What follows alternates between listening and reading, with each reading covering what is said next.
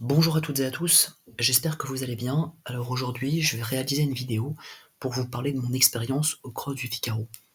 En effet, le 1er décembre 2024, donc dimanche dernier, j'ai eu l'opportunité de participer au Cross du Figaro. Alors cette course, elle se déroulait à Saint-Cloud, plus précisément dans le bois de Saint-Cloud. En fait, le nombre de participants était très élevé, puisqu'il y en avait environ 12 000, et le but était donc de parcourir les 5, 10, 15, voire 20, il me semble, kilomètres du cross au cœur du bois de Saint-Cloud.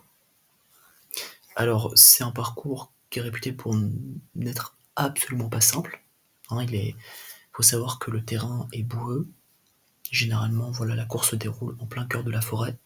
Et puis, il y a des pentes abruptes, des terrains escarpés, donc des montées, des descentes, il y a un petit peu de dénivelé, ce qui fait que la course, elle est physiquement exigeante, elle est difficile, et elle demande une grande endurance.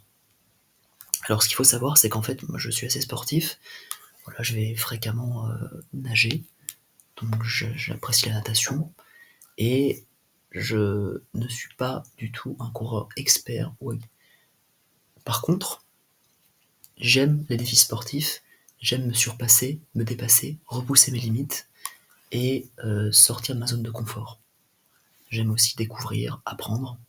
Mais en l'occurrence, là, j'ai opté pour ce cross parce que j'ai entendu dire donc qu'il était difficile, pas infaisable, c'était pas inconcevable, impensable ou inenvisageable pour moi de le réussir.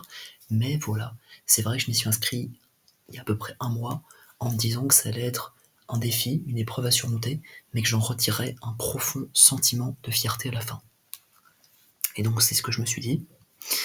Le jour J, alors pour vous résumer, en fait, j'y suis allé avec mon père. Donc en l'occurrence, on est parti d'une ville dans les Yvelines pour arriver à Saint-Cloud.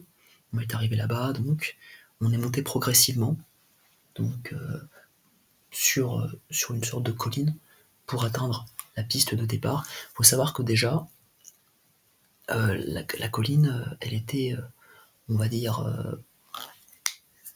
assez escarpée. C'est-à-dire que quand on devait monter, je pense que tout le monde, en soi, intérieurement, espérait qu'on n'ait pas à descendre et à remonter cette colline durant notre course. Donc une fois arrivé en haut, en fait, on a dû poser nos affaires, donc déposer nos affaires dans des consignes qui étaient prévues à cet effet. Et ensuite, voilà, on s'est positionné sur la ligne de départ. Il y avait un très grand nombre de participants. Il y a énormément de personnes de tout âge, de tous horizons qui s'agglutinaient sur la ligne de départ. Et donc, alors les premiers sas sont partis, ensuite le départ a été donné. Et en fait, la course s'est avérée conforme à mes attentes. C'est-à-dire que c'était majoritairement du, du terrain boueux, ou alors simplement de la terre. Il n'y avait pas de route, il n'y avait pas de voie qui avait été construite au préalable pour accueillir des coureurs.